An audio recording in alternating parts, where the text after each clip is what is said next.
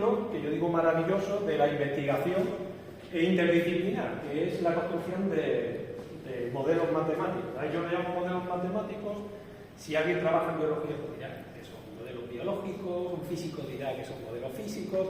En cualquier caso, es un proceso mediante el cual, a partir de una observación o observaciones de un problema real, lo que intentamos es abstraer y formular un conjunto de leyes que sean capaces de representar ese fenómeno que estamos observando. Claro, queremos hacerlo de la manera más general posible, para que no solamente sirva para resolver ese problema particular, sino que nos pueda servir para resolver un conjunto de problemas de las mismas características. Entonces pasamos del mundo real, yo lo llamo al mundo matemático, es decir, el mundo construido a base de un conjunto de hipótesis y ecuaciones que de alguna forma representan medianamente bien, en un sentido a definir, el fenómeno que estoy observando. En nuestro caso, en el caso de los fluidos, tsunamis, lo que se suele utilizar son las ecuaciones de aguas someras en distintas versiones, y son ecuaciones que sostienen a partir de lo que se llaman las ecuaciones de Navier-Stokes. A ver, si en la audiencia sois la mayoría matemáticos, las ecuaciones de Navier-Stokes tienen que sonar. Probablemente la hayáis visto, las ecuaciones de aguas someras ya probablemente no, salvo que hayáis trabajado en el tema, pero son ecuaciones en derivadas parciales. Y como sabéis, son ecuaciones donde las incógnitas no vienen relacionadas a partir de derivadas espaciales temporales, y salvo en situaciones muy sencillas no es posible encontrar una solución analítica, salvo geometrías muy sencillas o problemas muy simplificados. Bueno, pues de alguna manera lo que me gustaría es obtener información cuantitativa de esos modelos. Bueno, pues una forma de hacerlo es mediante la aproximación numérica. Y en nuestro caso necesitamos que esa aproximación numérica sea fiable y muy rápida. Y ahí vamos a utilizar lo que se llaman las tarjetas gráficas de GPU.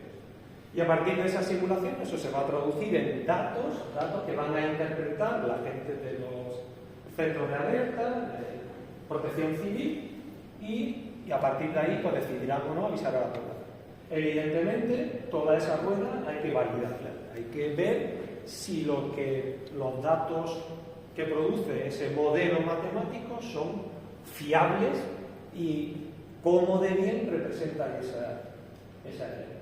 Bueno, aquí decía que las ecuaciones generales que simulan el movimiento de un fluido a nivel de la corteza terrestre, si suponemos que ese fluido tiene densidad constante, si estamos en un fluido newtoniano, pues serían las ecuaciones de Navier-Stokes. En el caso de los tsunamis, bueno, ahí tenemos U el campo de velocidad, la primera ecuación es lo que se llama la ecuación de conservación de masa, y la otra la ecuación de cantidad de momento. Estas ecuaciones fueron propuestas inicialmente por Navier, 1830 y poco creo, y posteriormente por Stokes. A ver, si uno ve la deducción de las ecuaciones de Navier, las ecuaciones estaban bien, pero el proceso deductivo, pues si le estamos corrigiendo el examen y somos matemáticos rigurosos, lo hubiéramos suspendido, literalmente. Aunque las ecuaciones están bien, la manera de llegar a ellas era completamente haciendo trampas, vamos a decir así, no de una manera rigurosa. Y fue Stokes quien realmente formuló de una manera más rigurosa esa derivación. De ahí viene ese nombre. Bueno, de hecho, una curiosidad. Antes de Stokes, el señor Saint Venant lo hizo. Pero los ingleses son muy listos y se apropiaron, digamos, y el nombre de Saint Venant aparece después con las ecuaciones de Saint Venant, pero no asociada a la ecuación de Navier. Pero hay un artículo previo de 2 años antes, donde justamente Saint Venant hacía exactamente lo mismo que el señor Stokes. Bueno, estas ecuaciones, fijaros, en un tsunami yo tendría que determinar el campo de velocidades, el campo de presiones, las fuerzas externas que vendrían dadas, la aceleración de la gravedad. Pero hay un problema también importante, y es que yo no sé dónde está el agua. De hecho, el agua está aquí, pero se va a ir moviendo. Entonces se trata de un problema de frontera negra, que son de los problemas más divertidos con los que uno se enfrenta. Porque no solamente es que tengo que encontrar el campo de velocidad, el campo de presión, magnitudes físicas, es que también tengo que encontrar dónde están esas magnitudes físicas, porque cambian a lo largo del tiempo. El agua está aquí, se va moviendo e inunda, lo que antes estaba seco, no tenía agua y ahora tiene agua. Bueno, pues esa es parte del problema. Por estas ecuaciones son muy bonitas desde el punto de vista matemático, tienen, bueno, a ver, ya sabéis, las ecuaciones de Navier-Stokes son, el estudiar la existencia y unicidad de solución global 3D, es uno de los problemas del milenio. Quien lo haga, $1.000.000 de dólares. Pues son ecuaciones que son muy bonitas, se pueden estudiar determinadas propiedades, pero para nuestros problemas son ilimitades. Entonces lo que se suele hacer es simplificarlas. Entonces la simplificación usual es las ecuaciones que se llaman ecuaciones de Chapman, que son estas ecuaciones generales. Fijaros, estas ecuaciones se obtienen a partir de la anterior mediante un proceso de integración vertical. Un proceso de integración vertical, con lo cual quitamos una dimensión. Seguimos teniendo el mismo problema de antes, no sé dónde está el agua. Aquí H significa el represor de agua y H representa el promedio de velocidad. Aquí estoy la aceleración de la gravedad y esta H representa la batimetría, la topografía batimetría por la que se mueve el fluido. Estas ecuaciones, que son un poco más sencillas desde el punto de vista, digamos, de la dimensión, son ecuaciones que se formulan en dimensión 2 en espacio y en tiempo, resulta que son ecuaciones hiperbólicas, es decir, ecuaciones de propagación de ondas, no lineales. Bueno, pues a estas ecuaciones les pasa una cosa muy divertida, y es que, y ahora hablo para el público matemático, siento a los matemáticos, si empezamos con una condición inicial suave, regular, todo lo regular que queráis, en tiempo finito, soy capaz de encontrar soluciones que dejan de tener sentido clásico, es decir, donde ni siquiera tiene sentido hablar de la derivada de esa función. Y entonces ahí tengo derivadas, ¿no? Derivadas en tiempo, derivadas espaciales. Si mi función es continua, es derivable, ¿qué sentido tiene estas ecuaciones? Bueno, pues fijaros, una de las cosas chulas que a mí es de las cosas que más me entusiasman de la matemática aplicada y teórica, es que justamente aquí se unen las dos de manera natural. En primer lugar, necesito dar un concepto de solución a ese tipo de ecuaciones, tengo que extender el concepto de solución, van a aparecer de forma natural los espacios funcionales donde eso tiene sentido, y por otro lado, quiero aproximar las soluciones de esas ecuaciones con poca regularidad, luego tendré que definir un marco adecuado para aproximar esas ecuaciones. Nuevamente, en este tipo de problemas donde a mí me parece que las matemáticas alcanzan su mayor belleza. Yo siempre digo que las matemáticas de verdad con mayúsculas, para mí, son las ecuaciones de derivadas parciales. Y probablemente si Vicente estuviera aquí hoy con nosotros, diría exactamente lo mismo. Bueno, pues también más divertida, porque esa ecuación era en el plano, pero es que yo la quiero resolver en una variedad, la quiero resolver en la C. Pero es que si lo que tengo es una avalancha, material cayéndose, quiero resolverlas en la variedad que define. Con lo cual ahora dice, bueno, yo es que soy más de geometría. Bueno, pues venga, vamos a unir la GDP, la geometría y el análisis numérico. Y podemos formular las ecuaciones de agua somera, si no gusta esa formulación, en la formulación intrínseca, para una variedad riemanniana. ¿Y tiene sentido plantearse ese problema? Completamente.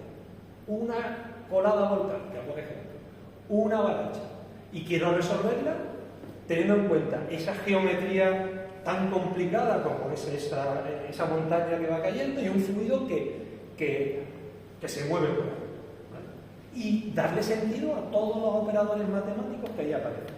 Nuevamente, a mí me parece que la gran belleza, para mí la reúne eso, las EDPs, su estudio y su aproximación. Bueno, y a ver, un simple detalle.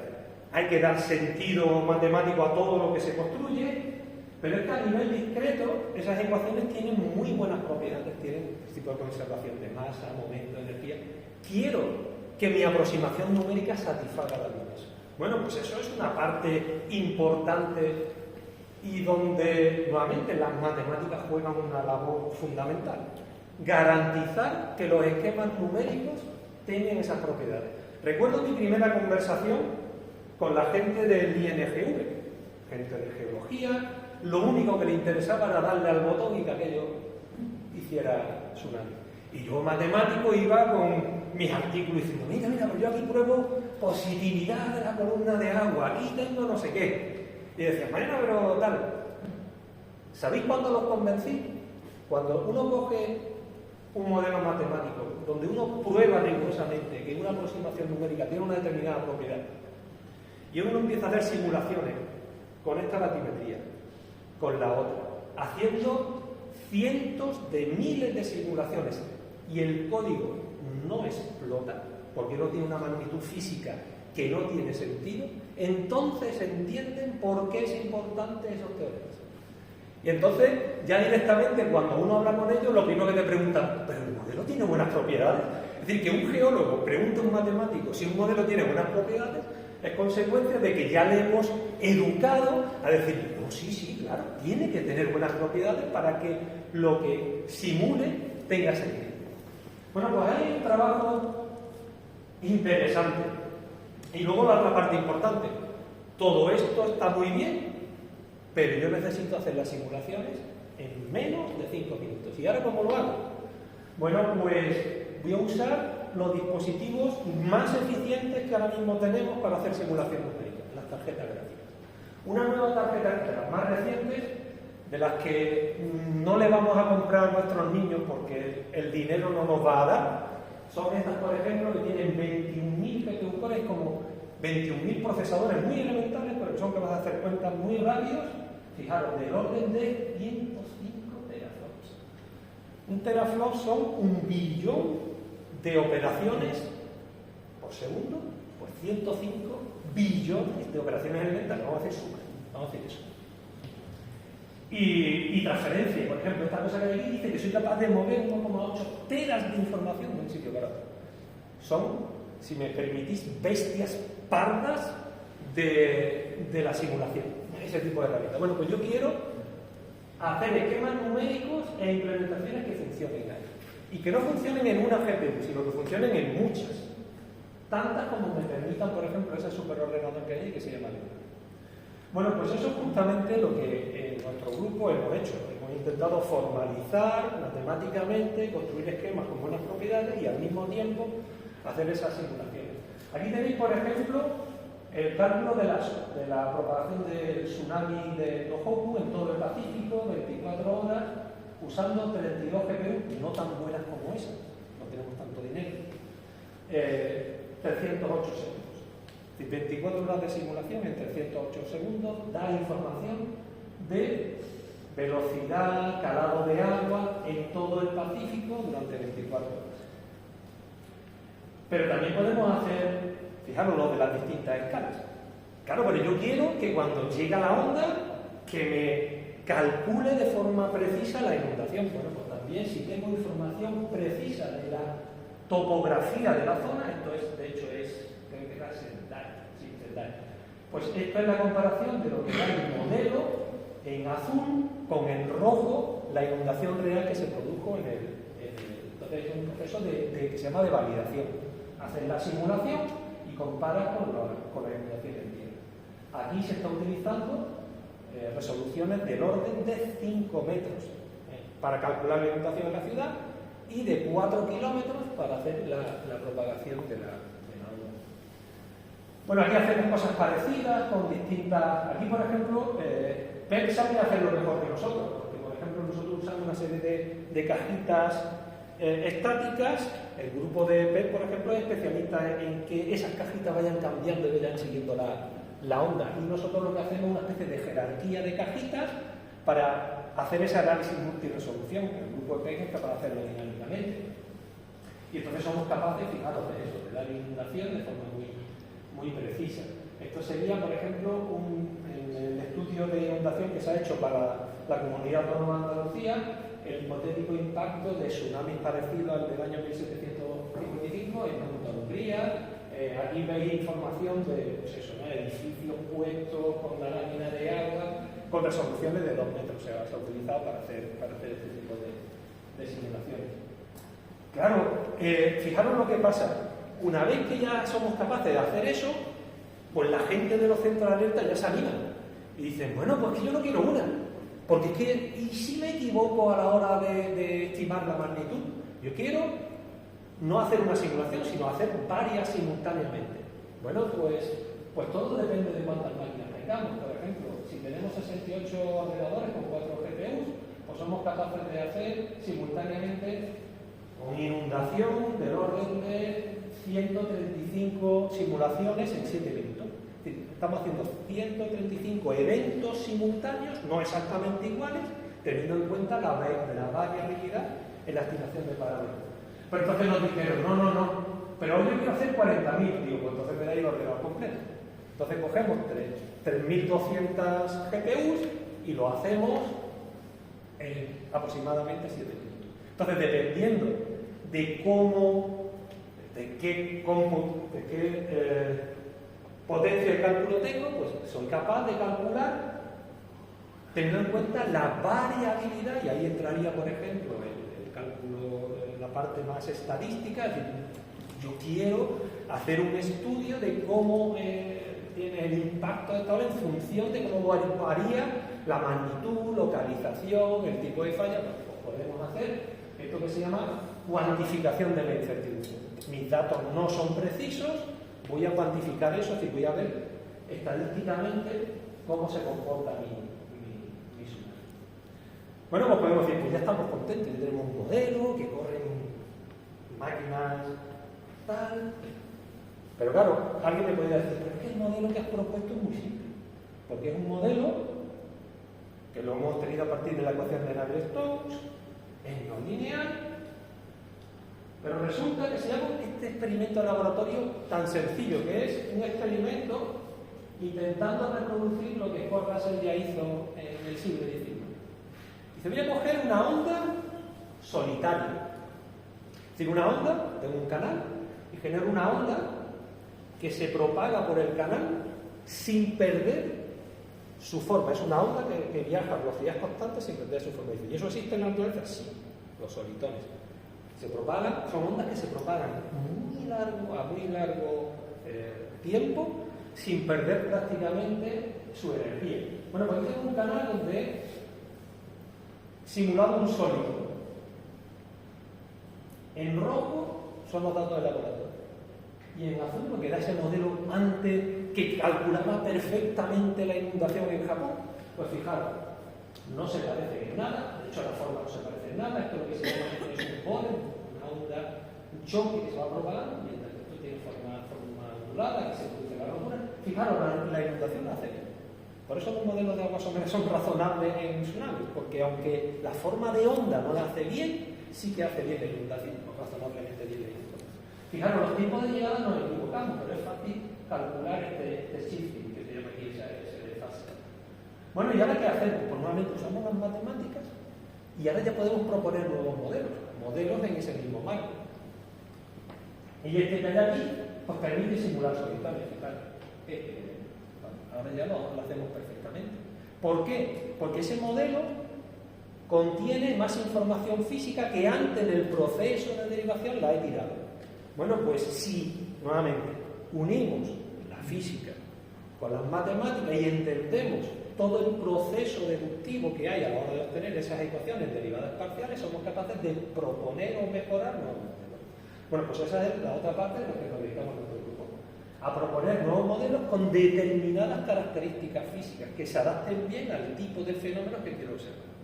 Es decir, no usamos solamente las ecuaciones que son ampliamente conocidas en la literatura de la mecánica de fluidos, también proponemos nuevas ecuaciones con determinadas propiedades matemáticas. Y ahora esto yo ya no sé si va a salir, porque claro, hay que hacer todo el proceso de validación. Y yo creo que no sé. Bueno, aquí lo que había, no sé. Ahí lo que había lo siguiente, lo explico. Esto es un test de laboratorio. Aquí hay una, bueno, no sé, a ver, no sé si se va. Y si no, pues no pasa.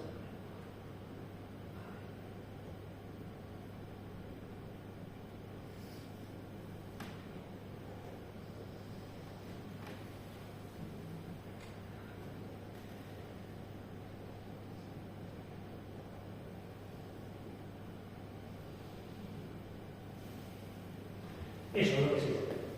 Ahí lo que veis es una maqueta de laboratorio, un solitón propagándose con sus ondas detrás y el impacto en esa maqueta.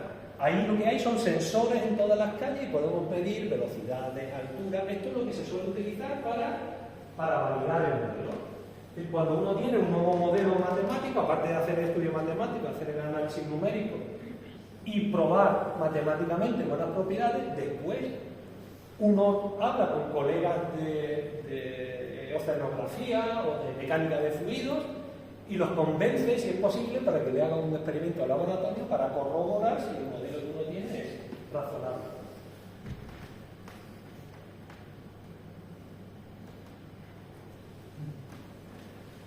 Bueno, pues eso, por ejemplo, es lo que da. Si uno compara, fijaros, aquí en azul son los datos y en rojo son, pues eso, lo que da el modelo. Eso es el calado en distintos puntos de esa calle. Y estas son las velocidades, que son bastante más difíciles de capturar. Y aquí hay un evento que fue muy chulo por varios motivos. El modelo estaba ya corriendo online en distintos servicios de alerta. Y se produjo el terremoto este de Kamchatka hace aproximadamente un año que afectó a la península rusa. Bueno, pues se produce el evento, hacemos una simulación y daba la casualidad de que estaba pasando un satélite, SWAT, por la zona donde se produjo el evento. Y ese satélite es capaz de medir elevación de la superficie.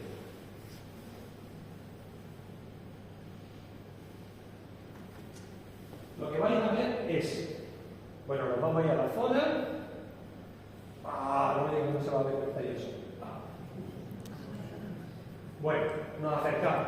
Eso que veis ahí es la estimación inicial de la, digamos, provocada por el evento. Eso que veis ahí es el tren de solitones que se está propagando en todo el Pacífico.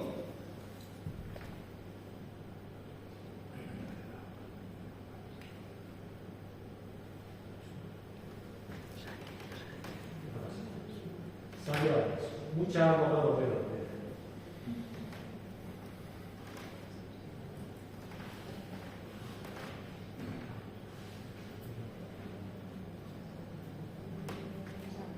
Se ha quedado en un puntero pillado.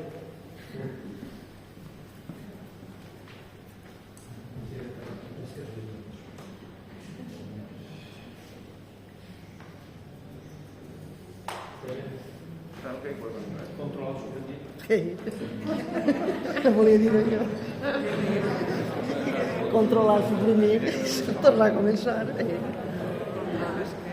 Controlar, suprimir, perquè si no trobes el d'això, no pots fer res, no.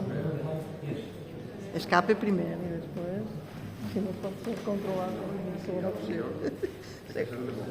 Bueno, pues lo que yo ahora iba a enseñar, si no pasa nada tampoco, yo creo que ya son las 8:30. Ya, yo creo que todo el mundo se quiere ir a ver el partido de Marruecos contra, no sé qué, como el infantino se entere que habéis contraprogramado algo, veremos a ver si no vais a tener problema con la FIFA. Pues nada, era simplemente la comparación de lo que daban los datos satelitales con lo que daba el modelo y la comparación era bastante buena. Si hubiera sido mala, también lo hubiera hecho. Y por mi parte, bueno, había otra transparencia más donde básicamente decía, vale, ¿y esto se está usando hoy en día? ¿Se usa? Pues la respuesta es que sí. Hay servicios, por ejemplo, en Europa hay un servicio que se llama Servicio Aristóteles, que justamente se dedica a, cuando hay una catástrofe natural, pues hacer simulación para que Protección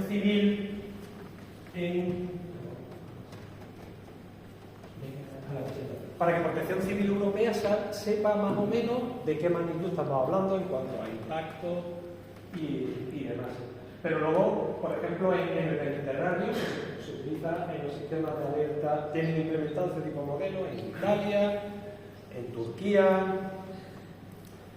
en España también tenemos un sistema de alerta temprana coste cero, básicamente nos pidieron que le diéramos los códigos gratis, pues se me dieron, pero bueno. Y en Chile y en varios sitios más que ahora mismo no recuerdo. Y por mi parte, pues nada más. Simplemente, pues si me queréis hacer preguntas o tenéis curiosidad sobre lo que os he contado, pues aquí estoy para que me pregunten. Muchas gracias.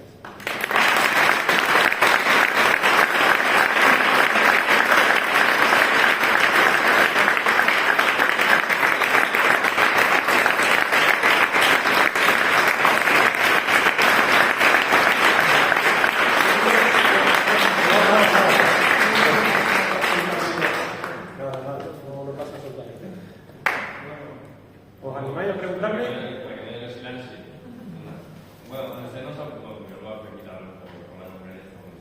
Háblame de tú. Pues nos han hablado de simulaciones y réplicas en ámbitos informáticos pero que hay de laboratorios corpóreos, es decir, de experimentos corpóreos, Sí. De hecho, a ver, el primer proceso, cuando uno hace un modelo, matemático, a ver, nosotros nos ocupamos de la parte, si queréis, del análisis de las ecuaciones, su discretización, su experimentación. A ver, por supuesto que lo primero que hacemos son prototipos. No todo se porta a GPU, no todo eso, solo si tiene sentido. Pero después trabajamos con colegas, ahí yo ya no trabajo, porque yo no soy un especialista en mecánica de fluidos, pero hay gente que tiene canales, que tiene laboratorios con canales.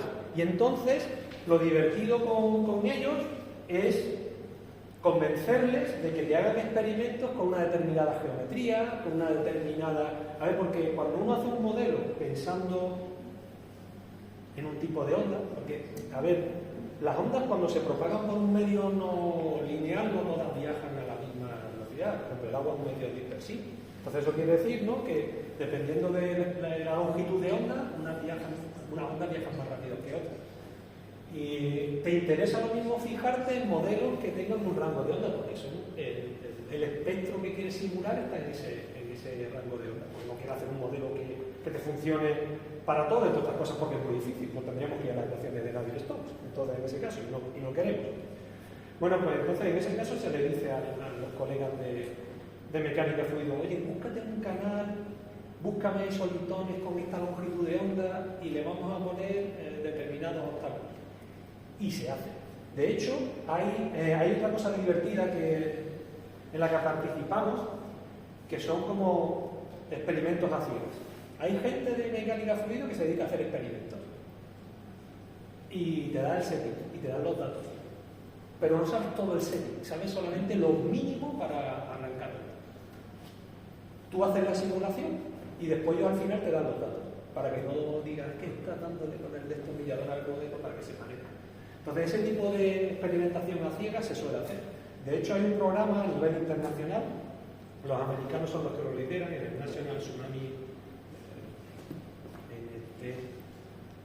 National Tsunami Hazard Program, el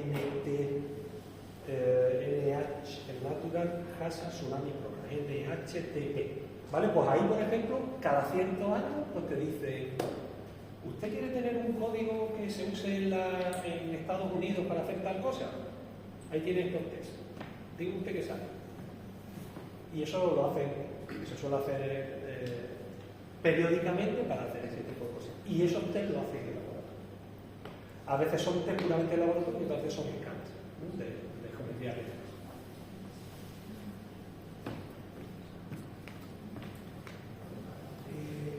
Ahora mismo, uno de los grandes avances, no sé si hubo, con el tema de la computación cuántica, ¿crees que podría ser el próximo gran avance?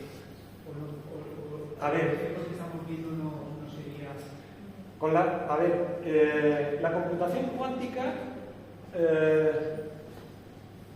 siempre que seas capaz, hasta donde sé, a ver, yo no soy un especialista en computación cuántica. Colegas como Shigi, por ejemplo, está haciendo cosas de ese tipo. Entonces, lo que uno intenta hacer en computación cuántica, en el ámbito de la aproximación numérica de EDPs, es irte al marco de las ecuaciones de Schrödinger, que son las ecuaciones naturales en ese marco. Siempre que seas capaz de formalmente escribir tus ecuaciones en ese marco, podrías tener cierta posibilidad. Sobre todo si lo que quieres hacer es cuantificación de la incertidumbre y cosas por el estilo.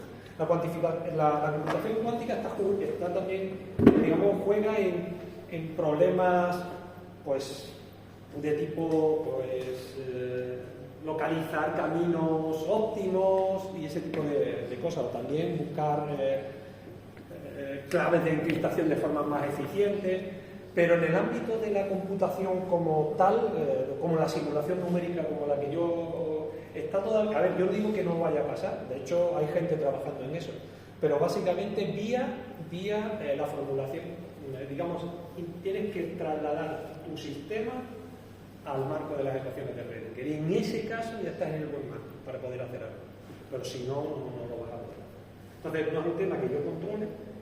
De hecho, estoy intentando que alguien joven del grupo mire cosas, porque yo creo que es importante cada vez que sale algo, no ponerle mucho esfuerzo necesariamente, pero sí decir, a ver si alguien mira y sigue de reojo lo que ahí pasa, porque puede ser interesante y puede ser un salto cualitativo, pero yo todavía lo veo, pero lo mismo mínimo, todavía lo veo no necesariamente útil en este marco, si en otro, ¿no? Sí, en otro. El caso de Schrödinger, sí, sería un buen tópico para las jornadas científicas en casa. Más preguntas en los comentarios. Creo que la gente estaría más pensando Sí, en la cerveza que se va a ver, tanto. mecánica de fluidos.